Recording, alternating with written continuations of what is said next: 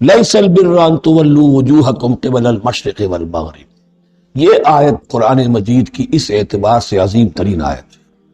نیکی کی حقیقت کیا ہے، اس کی جڑ کیا ہے، بنیاد کیا ہے، اس کی روح کیا ہے، اس کے مظاہر کیا ہے، مظاہر میں اولین شے کون سی ہے، ثانین کون سی ہے، ثالثاً کون سی ہے، اور اس پر ایک پورا علم الاخلاق جو قرآن کا ایک مکمل کتاب تصنیف کی جا سکتی ہے۔ ایتھکس، قرآنک ایتھکس کے لیے یہ آیت ایک یوں سمجھیے کہ جڑ اور بنیاد ہے۔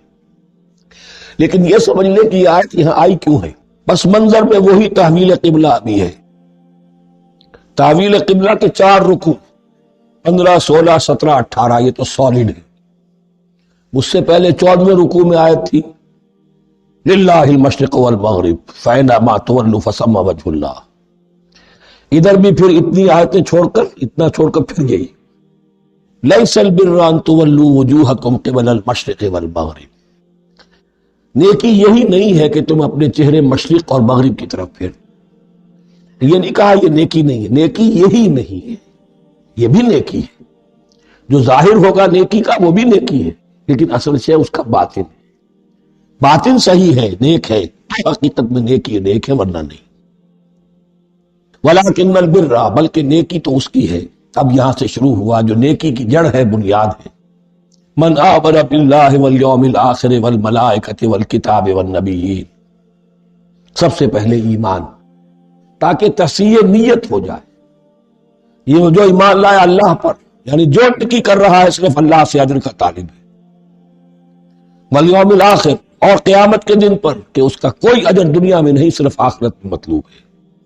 ورنہ آدمی سوداگری کرے، دکانداری کرے، کپڑا بیچے، کچھ اور بیچے، دین تو نہ بیچے۔ دین کا کام کر رہا ہے تو اس کے لیے سوائے نجات کے اور سوائے اللہ کی رضا کے کوئی اور شے مقصود نہ ہو۔ والملائکۃ والکتاب والنبیین، اور ایمان لایا فرشتوں پر اور کتابوں پر اور انبیاء پر۔ یہ تینوں مل کر ایک یونٹ بنتے ہیں۔ فرشتہ لایا دین، کتاب بن گئی اور انبیاء پر آئی وہ کتاب۔ ایمان بالرسالت کا تعلق نیکی کے ساتھ یہ ہے کہ نیکی کا ایک مجسمہ تمہارے سامنے رہے، آئیڈیل، اسوہ۔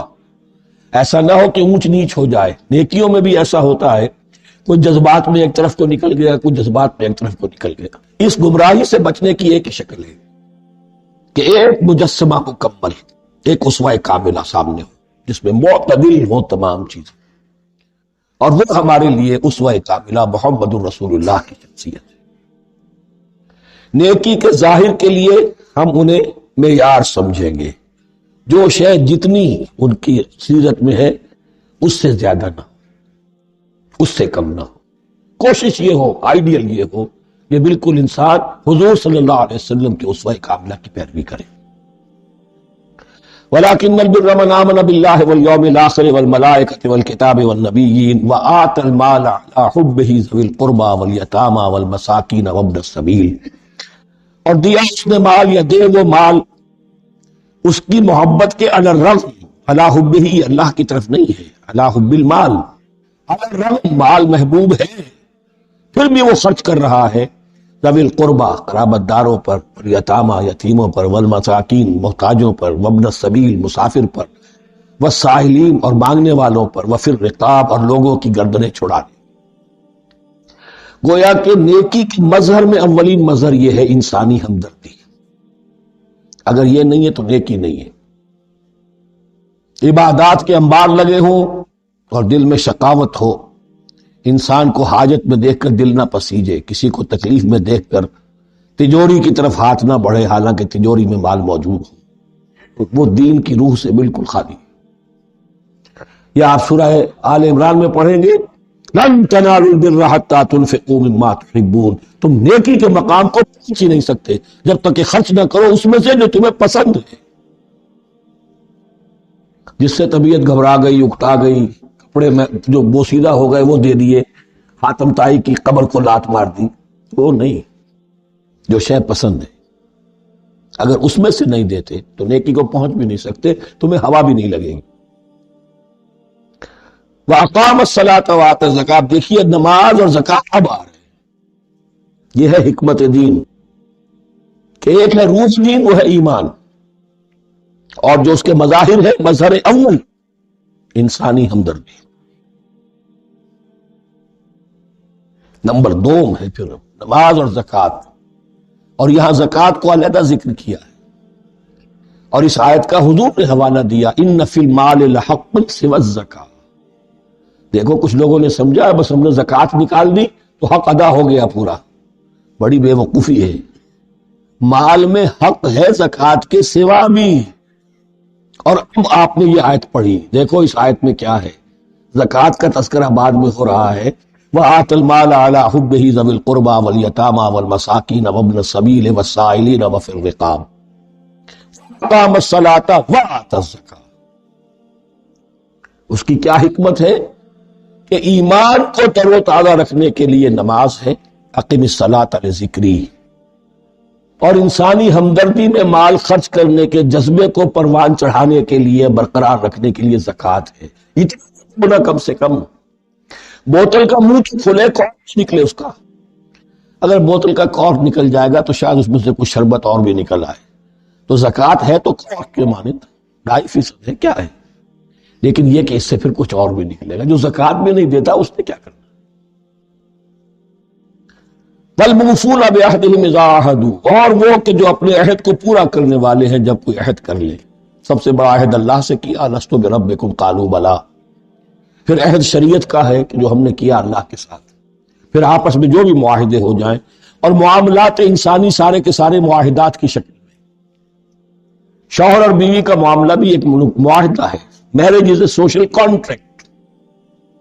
شوہر کی ذمہ داریاں ہیں، اس کے فرائض ہیں، بیوی کی ذمہ داریاں اس کے فرائض ہیں، شوہر کے حقوق ہے، بیوی کے حقوق ہیں۔ پھر جو بھی امپلائر امپلائی ریلیشن شپ ہے، معاہدہ ہے، کانٹریکٹ ہے۔ جو ہمارا آپ کا پولیٹیکل سسٹم ہے وہ بھی معاہدوں کے اوپر مبنی ہے، بڑے بڑا بزنس جو ہے وہ کانٹریکٹ پہ چلتا ہے۔ تو اگر ایک چیز پیدا ہو جائے کہ جو عہد کر لیا ہے اسے پورا کرنا ہے، تو ساری اسٹریم لائننگ ہو جائے گی تمام معاملات کی۔ وَالْمُوفُونَ بِعَهْدِهِمْ إِذَا عَاهَدُوا وَالصَّابِرِينَ فِي الْبَأْسَاءِ وَالضَّرَّاءِ وَحِينَ الْبَأْسِ، اور خاص طور پر صبر کرنے والے فقر و فاقہ میں، جنگ کی حالت میں اور تکلیف میں۔ یعنی ایک نیکی ہے بدھ مت کے بھکشوؤں کی نیکی، ایک نیکی یہ ہے، یہ نیکی باطل کو چیلنج کرتی ہے، یہ نیکی خانقاہوں تک محدود نہیں ہوتی، یہ نیکی صرف انفرادی سطح تک محدود نہیں رہتی۔ جو نیکی اللہ چاہتا ہے وہ یہ ہے کہ اب باطل کا سر کچلنے کے لیے میدان میں آؤ، اور جب باطل کا سر کچلنے کے لیے میدان میں آؤ گے تو خود بھی تکلیفیں اٹھانی پڑیں گی۔ صحابہ کرام کو بھی جانیں دینی پڑی ہیں، سینکڑوں صحابہ نے جام شہادت پیش کی۔ تو آخری چوٹی کیا ہے؟ گویا کہ سمم بونم جس کو کہتے ہیں ایتھکس کے اندر، کہ اس نظریہ اخلاق کی سب سے اونچی منزل کون سی ہے؟ وہ سمم بونم جو ہے اسلام کا، وَالصَّابِرِينَ فِي الْبَأْسَاءِ وَالضَّرَّاءِ وَحِينَ الْبَأْسِ وَلَا تَقُولُوا لِمَنْ يُقْتَلُ فِي سَبِيلِ اللَّهِ أَمْوَاتٌ بَلْ أَحْيَاءٌ وَلَكِنْ لَا تَشْعُرُونَ۔ وہ آیت یاد کر لیجیے، اولئک الذین صدقوا، یہ ہیں لوگ جو سچے ہیں، دعوت و نیکوکاری کا بہت شوق ہے، یہ ہیں وہ لوگ کہ جو سچے ہیں، واولئک هم المتقون، اور یہی حقیقت میں متقی ہیں۔ تمہارے ذہنوں میں کوئی اور نقشے بیٹھے ہوئے ہیں، کوئی لباس ہے، وضاقتہ ہے، بس یہ بڑا متقی آدمی ہے۔ تقویٰ اس کا نام ہے، یعنی یہ پوری انسانی شخصیت کا ایک ہیولہ ہے، ایک پوری انسانیت کا ایک فرد کا نقشہ کھینچ دیا گیا، کیریکٹر کا، اس کے اندر روح ایمان، خارج میں اس ترتیب کے ساتھ دین کی یہ تقاضے اور نیکی کے یہ مظاہر موجود ہیں۔ اللہم ربنا اجعلنا منہم، اللہم ربنا اجعلنا منہم۔ اب اس کے بعد کچھ وہی جو معاملات انسانی ہیں اس پر اب بحث، جیسا کہ میں نے کہا تھا کہ ایک لڑی ہے شریعت کی، معاملات کی۔ یہ تو بڑے بڑے پھول جو تھے، آیت الآیات اور آیت البر، یا ایھا الذین آمنوا کتب علیکم القصاص فی القتلی، اہل ایمان تم پر لازم کر دیا گیا ہے مقتولوں کا بدلہ لینا۔ قتلہ قتیل کی جمع بھی ہے، اور مقتول سے یہ مصدر بھی ہو سکتا ہے، کہ تمہارے لیے یعنی اس معاملے میں سہل انگاری صحیح نہیں ہے۔ انسانی تمدن کی جڑ کٹتی ہے جب کسی معاشرے کے اندر انسان کا خون بہانا عام ہو جائے، تمدن کی جڑ کٹ جائے۔ تو قصاص تم پر واجب. یا ایھا الذین آمنوا کتب علیکم القصاص فی القتلی الحر بالحر والعبد بالعبد والانثى بالانثى. ایک آزاد کی جگہ آزاد ہی قتل کیا جائے گا. آزاد میں قتل کیا ہے تو ظاہر بات ہے وہ آزاد ہی اس کی جگہ قتل ہوگا. یہ نہیں وہ کہے میرا غلام لے جاؤ، میرے 2 غلام لے لو، نہیں. والعبد بالعبد، اور عبد کی جگہ عبد ہی ہوگا. جس نے قتل کیا وہی قتل کیا جائے گا. والانثى بالانثى، اور اگر قتل کرنے والی عورت ہے تو وہ عورت ہی قتل ہوگی. اس میں چونکہ وہاں بہت سے رواج مختلف تھے، بہت سے معیار بھی مختلف تھے. اگر اوسی خزرجی کو قتل کر دے تو 1/3 خون بہا، 3 گنا خون بہا. خزرجی اوسی کو قتل کرے تو 1/3 خون بہا. یہ ان کا قانون تھا. اسی طرح یہ کہ آزاد میں اور غلام میں فرق تھا.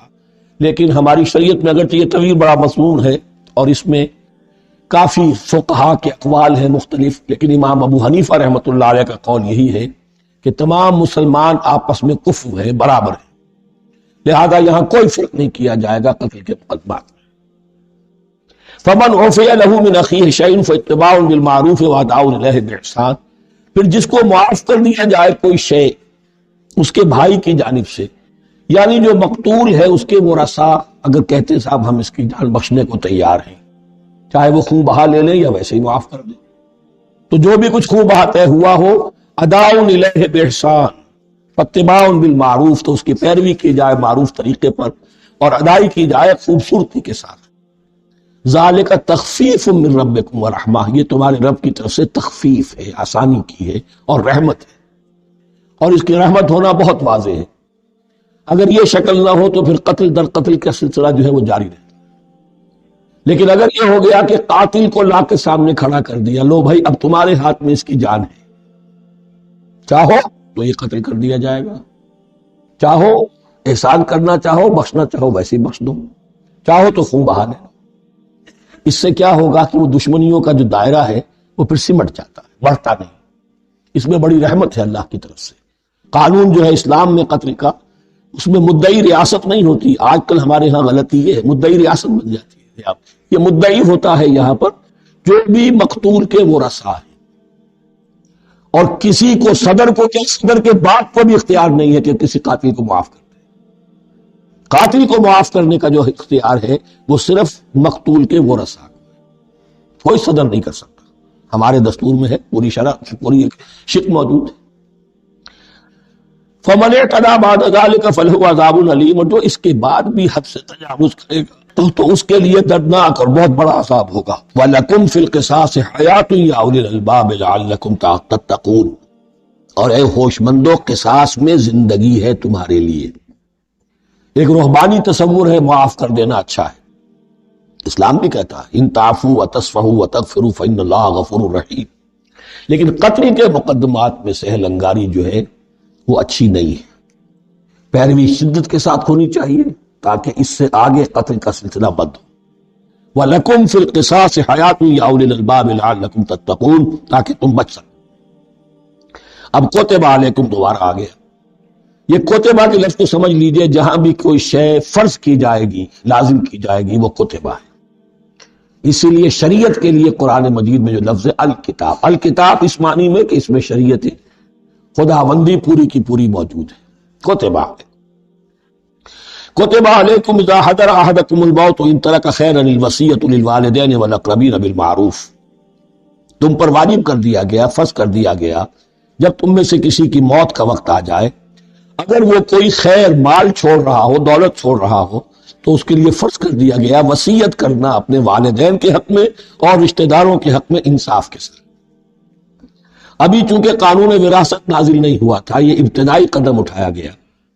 وہاں ہوتا یہ تھا جو آج بھی ہندوؤں میں ہوتا ہے، جو مر گیا اس کی ساری جائیداد کا مالک جو ہے بڑا بیٹا، چھوٹے بیٹے بھی نہیں، نہ بیٹیاں نہ بیوی، کچھ نہیں.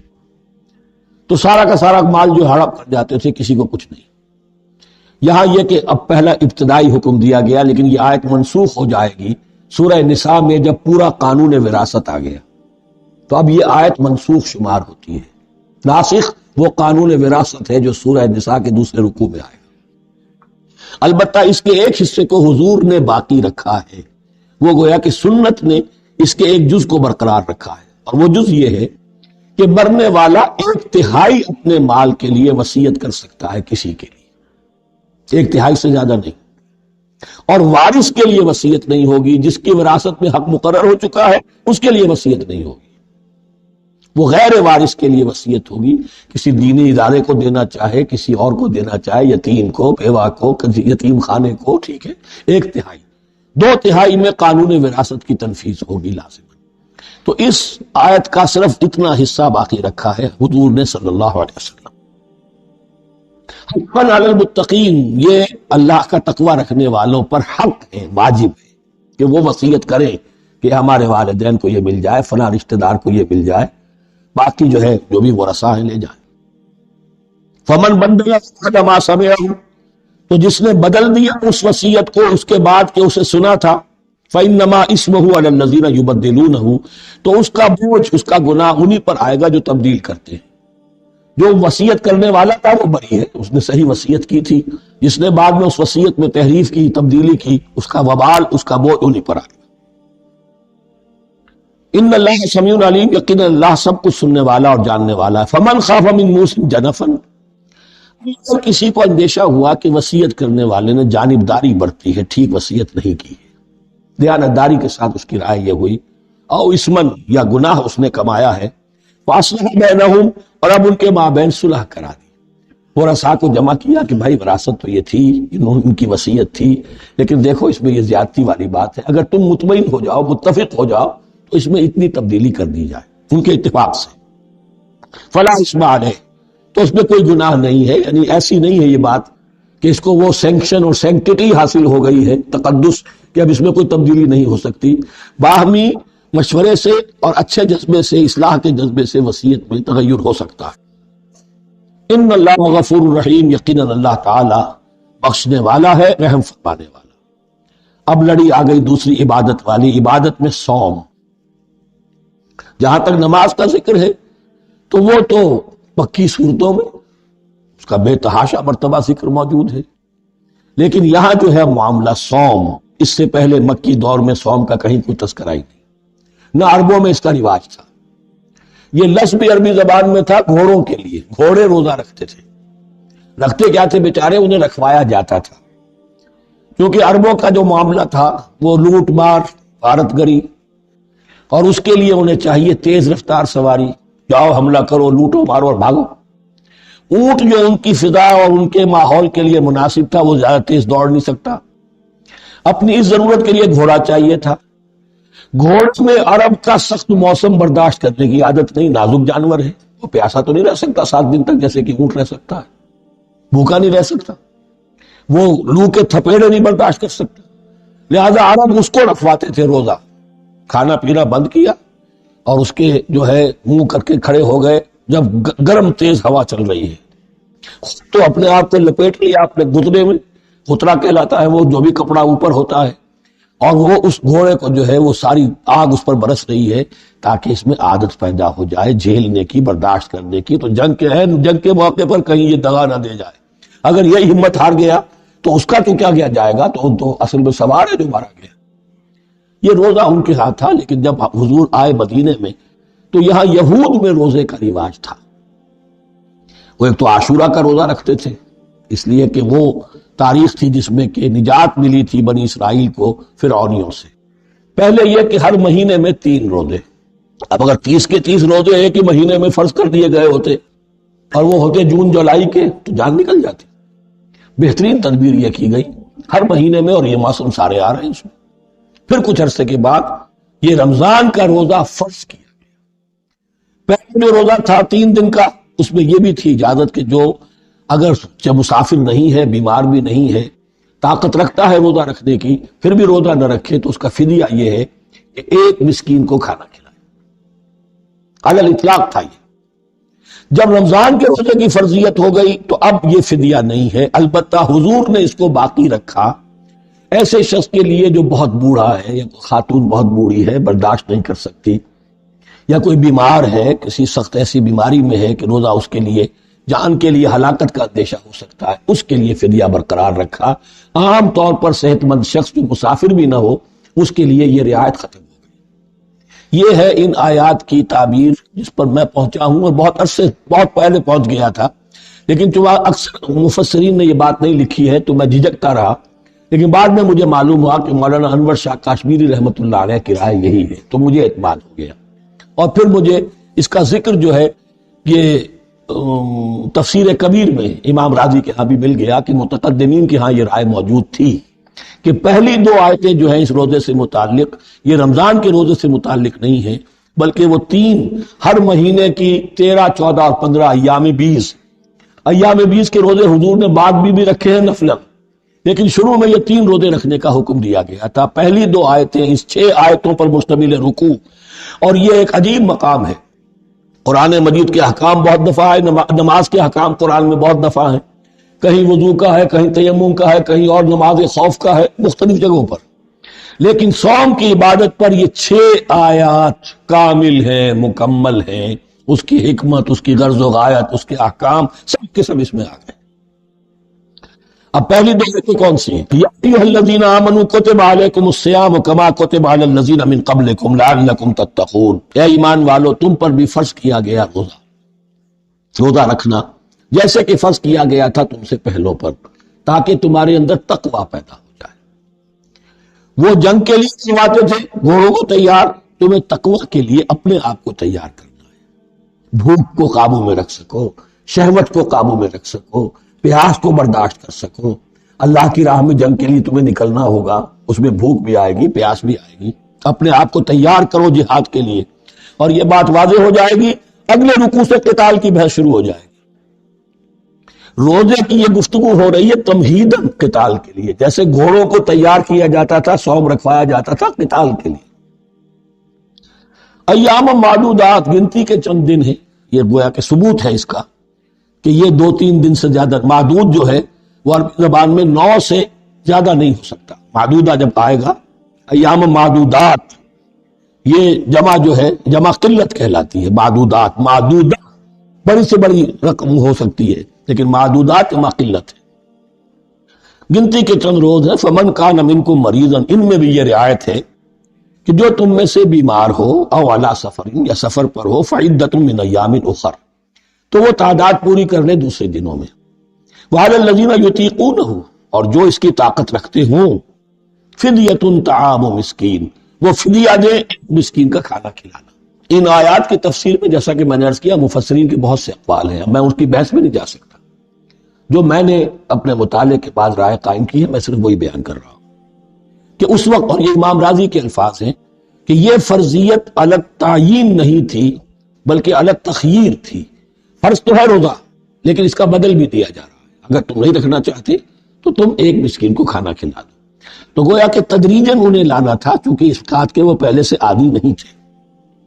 فمن تطوع خیرا فهو خیر اللہ، اور جو اپنی جی سے، اپنی مرضی سے خیر کرنا چاہے تو اس کے لیے خیر ہے، روزہ بھی رکھے اور مسکین کو کھانا بھی کھلائے، دونوں کام کرے، تو اس میں کوئی رکاوٹ تو نہیں، اس کے لیے بہتر ہوگا۔ وَأَن تَصُومُوا، اور دیکھو اگر روزہ رکھو، خیر لکم ان کنتم تعلمون، یہ تمہارے لیے بہتر ہے اگر تم جانو۔ اب یہاں بھی ایک طرح کی رعایت کا انداز ہے۔ اب آ رہی ہیں 2 آیتیں جو خاص رمضان کے روزے سے متعلق ہیں، حکمت اور غرض و غایت۔ پھر ایک آیت طویل آئے گی احکام، اور پھر ایک آیت آئے گی لٹمس ٹیسٹ۔ یہ 6 آیتیں۔ شہر رمضان الذی انزل فیہ القرآن، رمضان کا مہینہ وہ ہے جس میں قرآن نازل کیا گیا۔ ھدی للناس وبینات من الھدی والفرقان، لوگوں کے لیے ہدایت، اور ہدایت کی بھی روشن بینات باتیں، والفرقان، اور حق و باطل میں فرق کر دینے والی چیز۔ فمن شہد منکم الشہر، تو جو کوئی بھی پائے اس مہینے کو، یا جو شخص بھی مقیم ہو اس مہینے میں، مسافر نہ ہو، فلیصم، اس پر لازم ہے کہ روزہ رکھے۔ اب وہ وجوب علی التخییر ختم ہو گیا، اب وجوب علی التعیین، اب یہ لازم ہے، یہ رکھنا ہے۔ ایک رعایت باقی رکھی، ومن کان مریضا او علی سفر فعدۃ من ایام اخر، جو بیمار ہے یا یہ کہ سفر پر ہے وہ تعداد پوری کر لے دوسرے دن میں۔ یرید اللہ بکم اليسر ولا یرید بکم العسر، اللہ تمہارے ساتھ آسانی چاہتا ہے، سختی نہیں چاہتا. یہ لوگ اپنے اوپر سختیاں جھیلتے ہیں. شدید جو ہے سفر کے اندر بھی روزہ رکھے ہوئے، حالانکہ یہاں اجازت دی ہوئی ہے. یہ بلکہ حضور نے ایک مرتبہ ایک سفر میں کافی سرزنش کی. کچھ ایک جہاد اور قتال پہ نکلے تھے، کہ کچھ لوگوں نے اس سفر میں بھی روزہ رکھ لیا. نتیجہ یہ ہوا کہ سفر کے بعد جہاں منزل میں اب جا کر خیمے لگانے تھے وہ نڈھال ہو کر گر گئے. جن لوگوں کا روزہ نہیں تھا انہوں نے پھر وہ خیمے لگائے، منزل کا کام کیا. تو حضور نے فرمایا کہ لیس من البر الصیام فی السفر، روزے رمضان اس میں سفر میں روزہ رکھنا کوئی نیکی کا کام نہیں. لیکن ہمارا تصور اور ہے. 105 بخار چڑھا ہوا ہے، روزہ نہیں کھولوں گا میں، روزہ تو میں نے رکھا ہوا، یا روزہ تو میں نہیں چھوڑوں گا. حالانکہ جہاں رعایت اللہ کی ہے اس رعایت سے فائدہ نہ اٹھانا ایک طرح کا کفران نعمت ہے. وَلِتُكْمِلُوا الْعِدَّةَ، لیکن تمہیں عدت اور تعداد اب پوری کرنی ہوگی. وہ جو تھی ایک رعایت کہ فدیہ دے کر فارغ ہو جاؤ، وہ نہیں ہے. وَلِتُكَبِّرُوا اللَّهَ عَلَىٰ مَا هَدَاكُمْ، اور تاکہ تم تکبیر کرو اللہ کی اس پر کہ جو اس نے ہدایت تمہیں عطا فرمائی.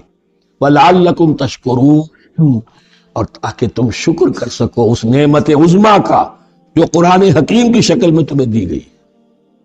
اس موضوع پر میرا کتابچہ عظمت صوم اور عظمت صیام و قیام قرآن، اس میں یہ سارے مضامین تفصیل سے آئے ہیں. کیا حکمت ہے، کیا غرض و غایت ہے، کیا مقصد ہے، اور آخری منزل کیا ہے. وَإِذَا سَأَلَكَ عِبَادِي عَنِّي فَإِنِّي قَرِيبٌ. مطلوب تو یہ ہے کہ تمہارے لیے جسم حیوانی ہے یہ کچھ کمزور پڑے، روح ربانی جو تم میں پھونکی گئی ہے اسے تقویت حاصل. دن میں روزہ رکھو، اس حیوانی وجود کو ذرا کمزور کرو، دباؤ اس کے تقاضوں کو. رات کو کھڑے ہو جاؤ، اللہ کا کلام سنو اور پڑھو تاکہ تمہاری روح کی آبیاری ہو، اس پر آب حیات کا ترشح ہو. نتیجہ کیا نکلے گا؟ تمہارے اپنے اندر سے ایک پیاس ابھرے گی. وَإِذَا سَأَلَكَ عِبَادِي عَنِّي فَإِنِّي قَرِيبٌ، تقرب الی اللہ کا جذبہ پیدا ہوگا.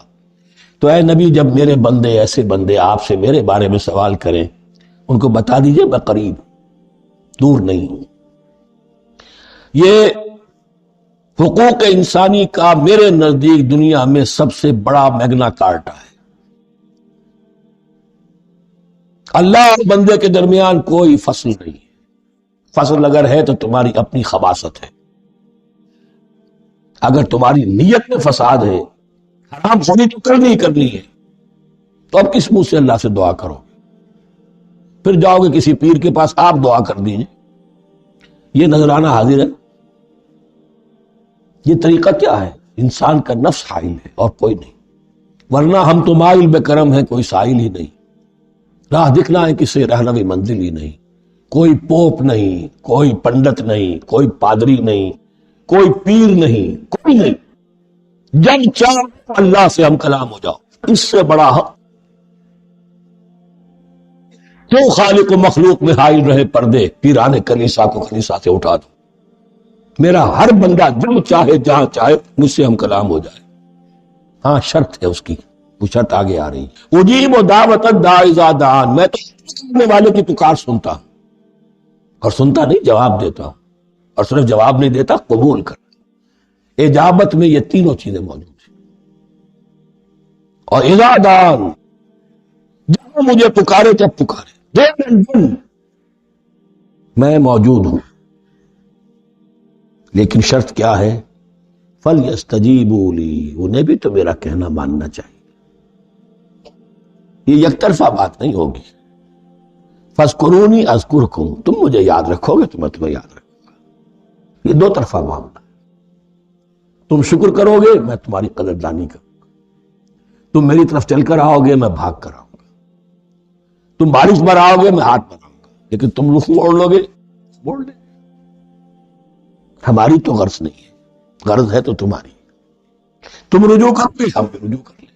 تم توبہ کرو گے ہم اپنی نظر کرم پھر تمہاری طرف متوجہ کر دیں گے. لیکن ہر چیز ان تنصروا اللہ ینصرکم، اللہ کی مدد کرو گے تو اللہ تمہاری مدد کرے گا. تمہاری دوستیاں ہو، پینگے بڑھا رہے ہو اللہ کے دشمنوں کے ساتھ، ساز باز ہو اللہ کے دشمنوں کے ساتھ، اور کھڑے ہو جاؤ قنوت نازلہ میں اللہ سے مدد مانگنے کے لیے، تم سے بڑا بے وقوف کون ہو؟ پہلے اللہ کی طرف رخ تو کرو، اللہ سے اپنا معاملہ درست کرو. ہاں اس میں کوئی یہ شرط نہیں ہے کہ پہلے ولی کامل اس کرو خلوص نیت سے اور سارے پردے ہٹ جائیں، لیکن خلوص نیت کے ساتھ توبہ۔ وَإِذَا سَأَلَكَ عِبَادِي عَنِّي فَإِنِّي قَرِيبٌ أُجِيبُ دَعْوَةَ الدَّاعِ إِذَا دَعَانِ فَلْيَسْتَجِيبُوا لِي وَلْيُؤْمِنُوا بِي لَعَلَّهُمْ يَرْشُدُونَ أُحِلَّ لَكُمْ لَيْلَةَ الصِّيَامِ الرَّفَثُ إِلَىٰ نِسَائِكُمْ۔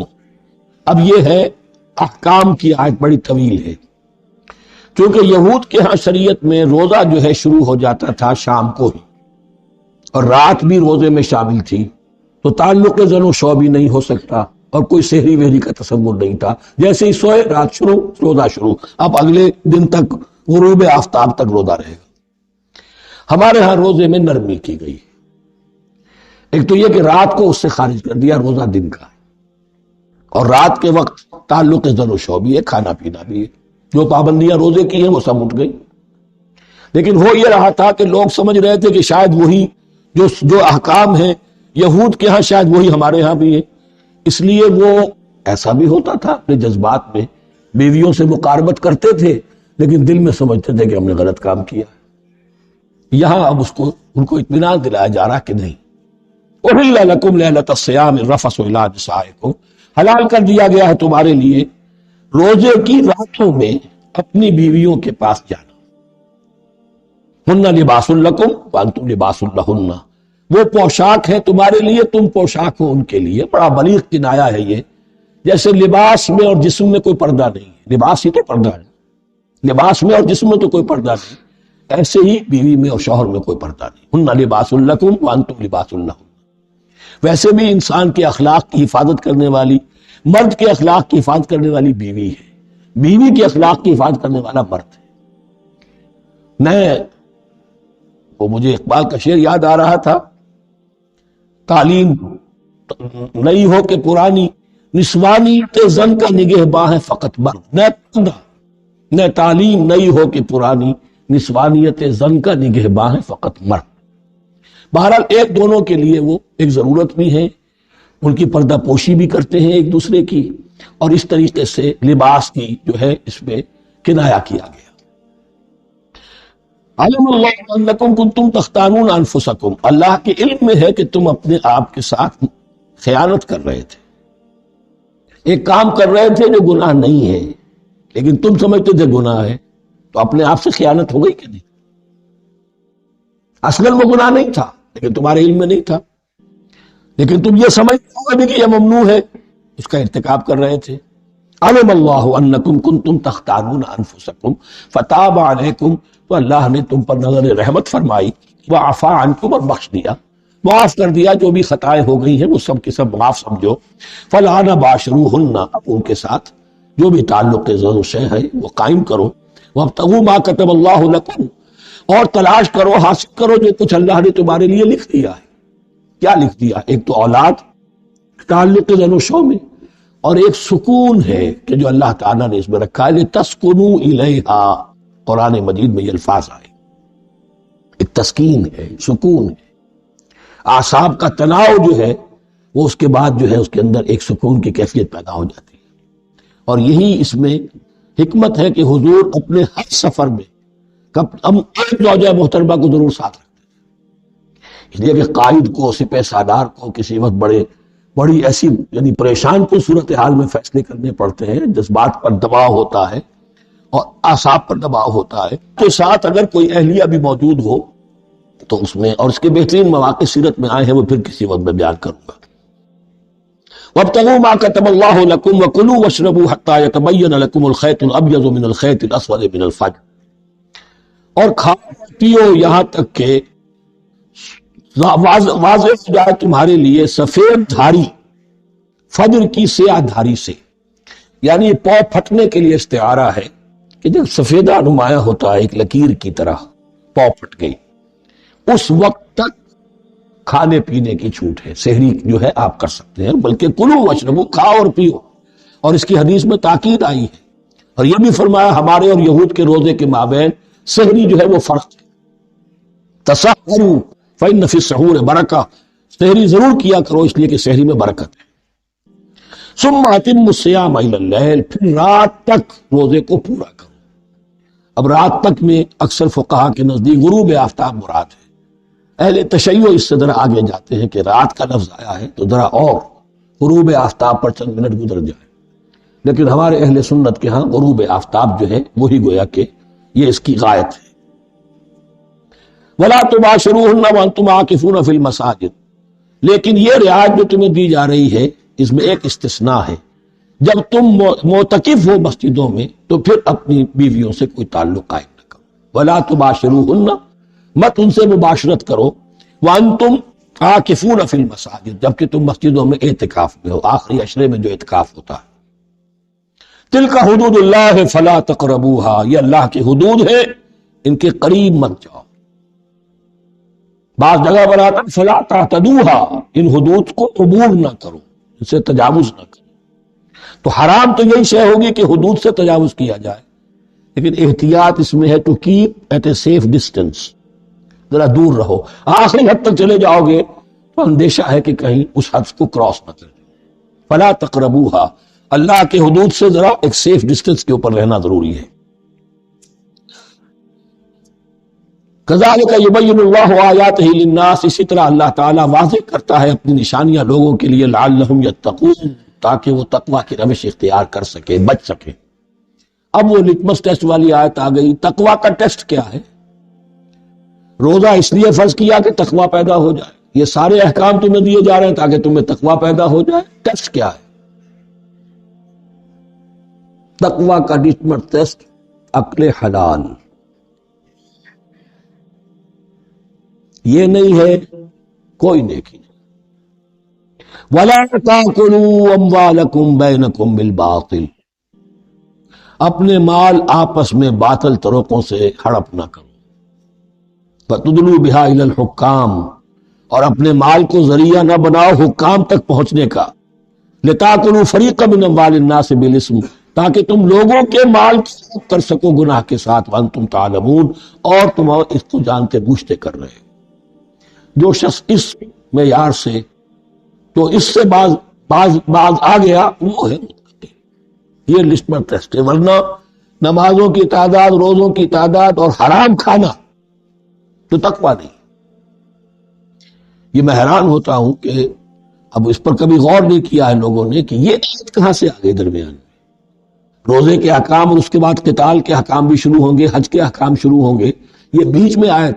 واقعہ یہ ہے کہ جیسے روزے کی حکمت کا نقطہ عروج کیا ہے، وَإِذَا سَأَلَكَ عِبَادِي عَنِّي فَإِنِّي قَرِيبٌ، روح انسانی میں ایک طلب پیدا ہو جائے تقرب اللہ کی. اسی طرح احکام صوم میں جو کلائمیکس ہے وہ یہ ہے، وَلَا تَأْكُلُوا أَمْوَالَكُمْ بَيْنَكُمْ بِالْبَاطِلِ وَتُدْلُوا بِهَا إِلَى الْحُكَّامِ لِتَأْكُلُوا فَرِيقًا مِنْ أَمْوَالِ النَّاسِ بِالْإِثْمِ وَأَنْتُمْ تَعْلَمُونَ.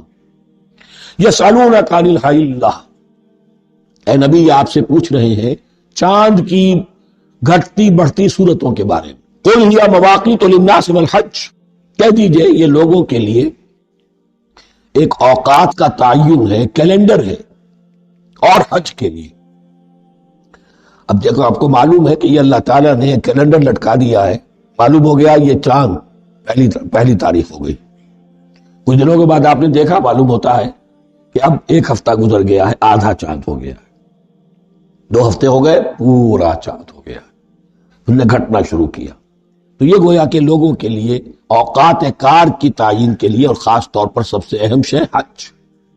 اور یہ نوٹ کیجئے صوم کے بعد حج، اور حج کے ساتھ قتال. حج وہ عبادت ہے جو ایک خاص جگہ پر ہو سکتی ہے. نماز ہر جگہ ہو سکتی ہے، روزہ ہر جگہ ہو سکتا ہے، عبادت اور ہر جگہ ہو سکتی ہے، اور زکوٰۃ ہر جگہ دی جا سکتی. حج تو وہی ہوگا. اور وہ تھا اس وقت زیر تسلط مشرکین کے، اور مشرکین کے تسلط سے نکالنے کے لیے قتال لازم تھا. اس قتال کے لیے صبر پہلے پیدا ہونا ضروری ہے. جو گھوڑوں کو روزہ رکھواتے تھے پہلے خود روزہ رکھو.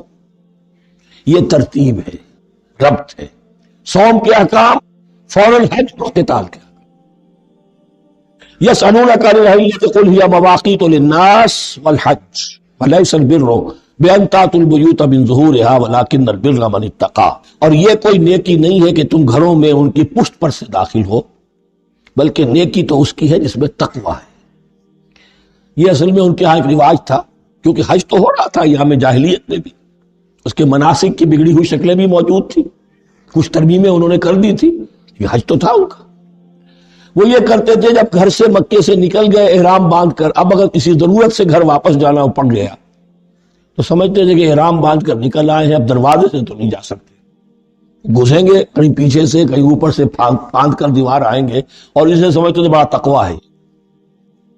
فرمایا یہ کوئی نیکی کی بات نہیں، یہ سرے سے نیکی نہیں، وَلَيْسَ الْبِرُّ، یہ ہرگز نیکی نہیں ہے ان تَأْتُوا الْبُيُوتَ مِن ظُهُورِهَا کہ تم ان کے تم گھروں میں داخل ہو ان کے پچھواڑے سے، وَلَكِنَّ الْبِرَّ مَنِ اتَّقَىٰ۔ اب یہاں اس پوری آیت کو ذہن میں رکھ لیجئے، آیت البر کے آخر میں لفظ تھا فَأُولَٰئِكَ هُمُ الْمُتَّقُونَ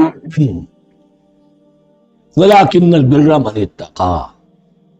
گویا کہ وہ پورا تصور جو ہے یہاں پر جو آیا بر میں آ چکا ہے، اس کو اس لفظ کے حوالے سے اس پورے تصور کو پھر آپ کے ذہن میں تازہ کر دیا۔ وَأْتُوا الْبُيُوتَ مِنْ أَبْوَابِهَا، گھروں میں داخل ہو ان کے دروازوں سے، وَاتَّقُوا اللَّهَ لَعَلَّكُمْ تُفْلِحُونَ، اور اللہ کا تقوی اختیار کرو تاکہ تم فلاح پاؤ۔ وَقَاتِلُوا فِي سَبِيلِ اللَّهِ الَّذِينَ يُقَاتِلُونَكُمْ، لیجئے قتال آ گیا۔ اب یہ تیسری کڑی آ گئی نا، ایک لڑی عبادات کی، ایک لڑی معاملات کی، ایک لڑی انفاق کی، ایک لڑی قتال کی، یہ چوتھی کڑی۔ وَقَاتِلُوا فِي سَبِيلِ اللَّهِ الَّذِينَ يُقَاتِلُونَ، اللہ قتال کرو اللہ کی راہ میں ان سے جو تم سے قتال کر رہے ہیں، وَلَا تَعْتَدُوا، لیکن حد سے تجاوز نہ کرو، إِنَّ اللَّهَ لَا يُحِبُّ الْمُعْتَدِينَ، اللہ تعالی حد سے تجاوز کرنے والوں کو پسند نہیں کرتا۔ وَاقْتُلُوهُمْ حَيْثُ ثَقِفْتُمُوهُمْ، انہیں قتل کرو جہاں بھی پاؤ، وَأَخْرِجُوهُمْ مِنْ حَيْثُ أَخْرَجُوكُمْ، اور نکالو تمہیں وہاں سے جہاں سے انہوں نے تمہیں نکالا ہے۔ مہاجرین کہاں سے نکالے گئے تھے؟ مکے سے۔ محمد الرسول اللہ پر وہاں پر حیات تنگ کر دی گئی تھی، قافیہ تنگ کر دیا گیا، تبھی تو آپ نے ہجرت کی۔ نکالا انہیں وہاں سے جہاں سے انہوں نے تمہیں نکالا ہے۔ وَالْفِتْنَةُ أَشَدُّ مِنَ الْقَتْلِ، اور یہ خیال نہ رہے کہ قتل اور خون ریزی جو ہے تو بری بات ہے، فتنہ اس سے بھی زیادہ بری بات ہے۔ فتنہ کیا ہے؟ ایسے حالات جن میں کہ انسان اللہ خدائے واحد کی بندگی نہ کر سکے، اسے غلط کاموں پر مجبور کیا جائے، حرام خوری پر مجبور ہو گیا ہو، یہ سارے حالات فتنہ ہے۔ تو قتل اور خون ریزی اتنی بری شے نہیں ہے جتنی فتنہ۔ وَالْفِتْنَةُ أَشَدُّ مِنَ الْقَتْلِ وَلَا تُقَاتِلُوهُمْ عِنْدَ الْمَسْجِدِ الْحَرَامِ حَتَّى يُقَاتِلُوكُمْ فِيهِ، ہاں مسجد حرام وہ چونکہ اسے تو امن کی جگہ بنا دیا گیا ہے، ان سے جنگ مت کرو مسجد حرام کے پاس جو بھی حرم کا علاقہ ہے، حتیٰ یقاتلوکم، یہاں تک کہ وہ تم سے قتال کریں اس میں، فَإِن قَاتَلُوكُمْ، اگر وہ تم سے قتال کرتے جنگ کرتے ہیں، فَاقْتُلُوهُمْ، تو قتل کرو انہیں، كَذَلِكَ جَزَاءُ الْكَافِرِينَ، یہی بدلہ ہے کافروں کا۔ وَفَإِنِ انتهوا فَإِنَّ اللَّهَ غَفُورٌ رَحِيمٌ، اگر وہ باز آ جائے تو اللہ غفور اور رحیم ہے۔ وَقَاتِلُوهُمْ حَتَّى لَا تَكُونَ فِتْنَةٌ وَيَكُونَ الدِّينُ لِلَّهِ، اب جب یہ جنگ کا مرحلہ شروع ہو گیا ہے دعوت محمدی کے سلسلے میں صلی اللہ علیہ وسلم، تو مسلمانوں جان لو، ایک دور تھا 12-13 برس تک تمہیں حکم تھا کفو ایدیکم، مارے کھاؤ بات نہ اٹھاؤ۔ اب یہ نیا دور آ گیا ہے، تمہاری دعوت و تحریک جو ہے وہ نئے دور میں داخل ہو گئی ہے۔ اگر تمہاری تلواریں نیام سے باہر آ گئی ہیں، اب یہ نیام میں نہ جائیں جب تک کہ فتنہ بالکل ختم نہ ہو جائے اور دین اللہ ہی کے لیے ہو جائے، اللہ کا دین قائم ہو جائے۔ یہ آیت دوبارہ آئے گی اور زیادہ نکھری ہوئی شان کے ساتھ سورہ انفال میں، وَقَاتِلُوهُمْ حَتَّى لَا تَكُونَ فِتْنَةٌ وَيَكُونَ الدِّينُ كُلُّهُ لِلَّهِ، دین کل کا کل، جز نہیں، دین کی بالادستی پوری انسانی زندگی پر، انفرادی بھی اجتماعی بھی، اور اجتماعی کے بھی سارے پہلو، politico socio economic system, totally وہ اللہ کے احکام کے تابع۔ وَقَاتِلُوهُمْ حَتَّى لَا تَكُونَ فِتْنَةٌ وَيَكُونَ الدِّينُ لِلَّهِ فَإِنِ انتهوا فَلَا عُدْوَانَ إِلَّا عَلَى الظَّالِمِينَ، اگر وہ باز آ جائے، صلح چاہے ٹھیک ہے، پھر ظالموں کے اوپر جو ہے سوائے ظالموں کے کسی پر زیادتی جائز نہیں۔ الشہر الحرام بالشہر الحرام، حرمت والا مہینہ بدلہ ہے حرمت والے مہینے کا، والحرمات قصاص، اور حرمات کے اندر بھی بدلہ ہے۔ فَمَنِ اعْتَدَىٰ عَلَيْكُمْ فَاعْتَدُوا عَلَيْهِ بِمِثْلِ مَا اعْتَدَىٰ عَلَيْكُمْ، تو جو کوئی بھی تم پر زیادتی کرتا ہے، دست درازی کرتا ہے، تو تم بھی اس کے خلاف کارروائی کرو، اقدام کرو جیسے کہ اس نے تم پر زیادتی کی۔ واتقوا اللہ، اور اللہ کا تقوی اختیار کرو۔ وَاعْلَمُوا أَنَّ اللَّهَ مَعَ الْمُتَّقِينَ، اور یہ جان لو کہ اللہ ساتھ ہے متقی، یعنی اللہ کی تائید، نصرت، اس کی مدد آئے گی اہل تقوی کی۔ اب دیکھیے وہ تیسری کڑی یہاں بہت چھوٹی سی آئی ہے، قتال کی ذرا زیادہ بڑی کڑی آ گئی ہے اور یہ چھوٹی سی کڑی آ رہی ہے۔ قتال کے لیے لازم ہے انفاق بھی۔ جنگ کیسے ہوگی اگر فوج کے لیے ساز و سامان نہ ہو، رسد کا اہتمام نہ ہو، ہتھیار نہ ہو، سواریاں نہ ہو، کیسے ہوگی جنگ؟ وَأَنفِقُوا فِي سَبِيلِ اللَّهِ وَلَا تُلْقُوا بِأَيْدِيكُمْ إِلَى التَّهْلُكَةِ، خرچ کرو اللہ کی راہ میں اور مت ڈالو اپنے آپ اپنے ہاتھی طاقت میں۔ یعنی اللہ کا دین اس وقت اسے احتیاج ہے، وہ پیسہ چاہتا ہے۔ جیسے حضور نے تبوک کے موقع پر عام اپیل کی اور آپ اپنے مال کو لے کر بیٹھے ہوئے ہیں، تو گویا کہ آپ نے اپنے آپ کو ہلاکت میں خود ڈال دیا۔ یہ انفاق ہے، جہاد بالمال۔ وَأَنفِقُوا فِي سَبِيلِ اللَّهِ وَلَا تُلْقُوا بِأَيْدِيكُمْ إِلَى التَّهْلُكَةِ وَأَحْسِنُوا إِنَّ اللَّهَ يُحِبُّ الْمُحْسِنِينَ، اور احسان کی روش اختیار کرو، دین کے اندر میں خوبصورتی پیدا کرو، دین میں بہتر سے بہتر مقام حاصل کرنے کی کوشش کرو۔ ہمارا معاملہ کیا، دنیا میں آگے سے آگے اور دین میں پیچھے سے پیچھے۔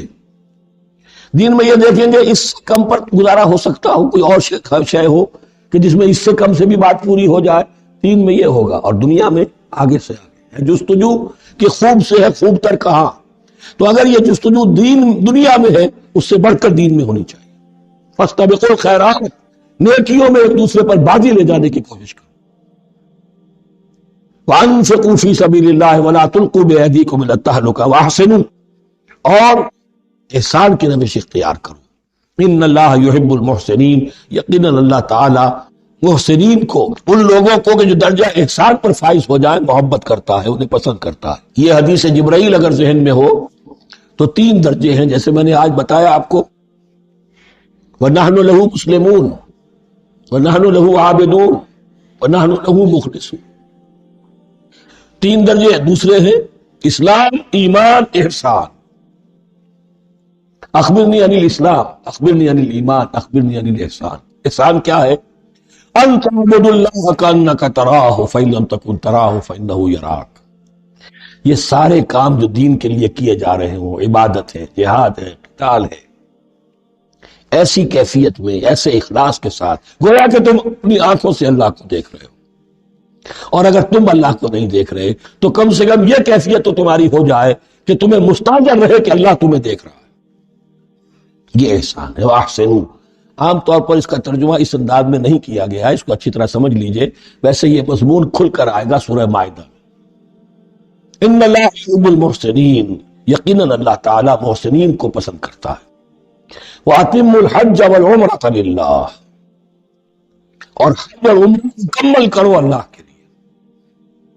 اب جو عمرے کے لیے احرام تو باندھ لیا جائے گا مدینے سے 7 میل باہر نکل کر ہی، حج مکمل تو ہوگا جب طواف بھی ہوگا، وقوف عرفہ بھی ہوگا، سارے اس کے جو بھی مناسک ادا کیے جائیں گے۔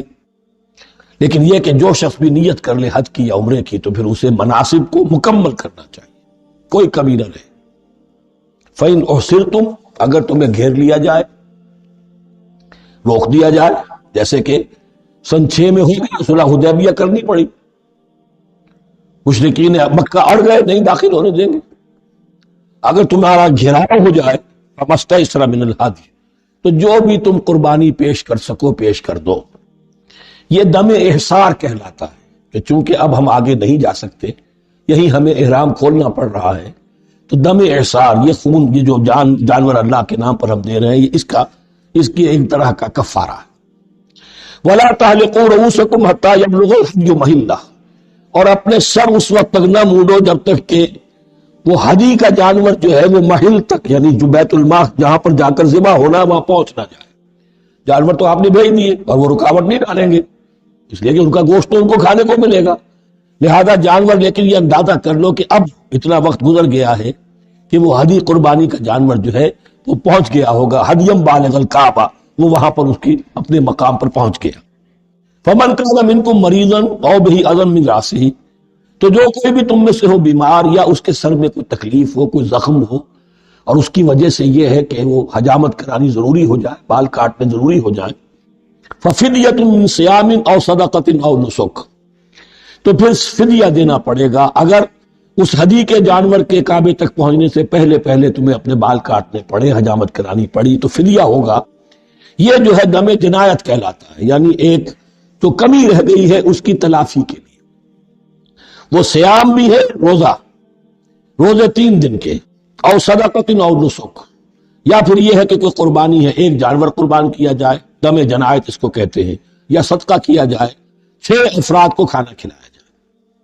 فَإِذَا أَمِنْتُمْ، پھر جب تمہیں امن حاصل ہو اور تم سیدھے جا سکتے ہو، بیت اللہ پہنچ سکتے ہو، فَمَنْ تَمَتَّعَ بِالْعُمْرَةِ إِلَى الْحَجِّ فَمَا اسْتَيْسَرَ مِنَ الْهَدْيِ، تو جو کوئی بھی فائدہ اٹھائے عمرے سے حج سے قبل، فَمَا اسْتَيْسَرَ مِنَ الْهَدْيِ، تو وہ ایک اور قربانی پیش کرے جو بھی اسے میسر ہو۔ اب یہ سمجھ لیجئے کہ حضور کی بعثت سے پہلے عرب میں رواج یہ تھا کہ ایک سفر میں حج بھی کرنا، عمرہ بھی کرنا ان کے نزدیک حرام تھا، یہ توہین تھی کعبے کی۔ حج کے لیے 3 مہینے، شوال، ذوالقعدہ، ذوالحج، اور رجب کا مہینہ ان کے ہاں طے تھا عمرے کے لیے۔ عمرے کے لیے علیحدہ سفر کرو، اس کے لیے علیحدہ سفر کرو۔ لیکن شریعت محمدی میں جو آسانیاں کی گئی ہیں وہ یہ ہیں کہ ایک شخص، چونکہ اس ملت کو پھیلنا تھا بہت طویل علاقے پر، لوگوں کے لیے سفر آسان تو نہیں تھا، تو آپ ایسا کر سکتے ہیں کہ آپ جائیں اور عمرہ بھی کر لیں، حج بھی کر لیں۔ ایک شکل یہ ہے کہ عمرہ کیا، احرام کھول دیا، اور پھر حج کا وقت آیا 8ویں ذی الحج کو، تو پھر احرام باندھے، وہ حج کا احرام ہو گیا۔ اسے کہتے ہیں تمتع۔ ایک یہ ہے کہ حج کے لیے احرام باندھا تھا، جاتے ہی عمرہ بھی کر لیا لیکن احرام کھولا نہیں، اسی احرام میں جاری رکھ کر اسے، اور اسی میں حج بھی کر لیا۔ یہ قران کہلاتا ہے، جمع کر دیا ایک ہی احرام میں عمرے کو بھی اور حج کو بھی۔ ایک افراد کہلاتا ہے، بس ایک کے لیے صرف حج کا معاملہ شروع سے۔ تو یہاں تمتع کی جو ہمیں اجازت دی گئی ہے، اس کے لیے جسے دم شکر کہتے ہیں حضرت امام ابو حنیفہ، یہ شکرانہ ہے کہ ہم ایک قربانی دیں۔ لیکن امام شافعی کے نزدیک یہ بھی دم جنایت ہے، یہ بھی جبر ہے۔ چنانچہ امام ابو حنیفہ کے نزدیک یہ قربانی جو دی جاتی ہے، اس کا گوشت قربانی دینے والا بھی کھا سکتا ہے 1/3 کے درجے پر، لیکن امام شافعی کے نزدیک نہیں، یہ ایک صدقے کے اور اس کے دم جنایت کے قریب کی شے ہے، اس کا گوشت جو ہے قربانی دینے والا خود نہیں کھا سکتا۔ فَمَن لَّمْ يَجِدْ، اب اگر کسی کے پاس نہیں ہے یہ ہدیہ پیش کرنے کو، فَصِيَامُ ثَلَاثَةِ أَيَّامٍ فِي الْحَجِّ، تو اب اس پر لازم ہے کہ حج میں 3 روزے رکھے، 7ویں، 8ویں اور 9ویں ذی الحج کو روزہ رکھے ہیں ایام حج میں۔ 10ویں کا روزہ نہیں ہو سکتا، وہ عید کا دن ہے، یوم النحر ہے۔ وَسَبْعَةٍ إِذَا رَجَعْتُمْ، اور 7 روزے رکھو جبکہ تم واپس چلے جاؤ، اپنے گھروں میں جا کر 7 روزے رکھو۔ تِلْکَ عَشَرَةٌ کاملہ، یہ 10 روزے ہوں گے مکمل۔ ذَلِكَ لِمَن لَّمْ يَكُنْ أَهْلُهُ حَاضِرِ الْمَسْجِدِ الْحَرَامِ، لیکن یہ رعایت کہ حج اور عمرہ ایک ہی سفر میں کر لیا جائے، اور ایک ہی احرام میں کر لیا جائے، یا 2 احراموں میں کیا جائے، یا یہ کہ ان دونوں کو جمع کرنے کی شکل جو ہے، یہ ایک رعایت ہے کن کے لیے؟ ذَلِكَ لِمَن لَّمْ يَكُنْ أَهْلُهُ حَاضِرِ الْمَسْجِدِ الْحَرَامِ، جس کے اہل و عیال مسجد حرام کے قریب نہیں رہتے، دور سے آ رہے ہیں، تو ظاہر بات ہے کہ ان کے لیے رعایت ہوگی۔ وَاتَّقُوا اللَّهَ، اللہ کا تقوی اختیار کرو، وَاعْلَمُوا، اور جان لو، ان اللہ شدید العقاب، یقیناً اللہ تعالی سزا دینے میں بھی بہت سخت ہے۔ بارک اللہ لی ولکم فی القرآن العظیم ونفعنی وإیاکم بالآیات والذکر الحکیم۔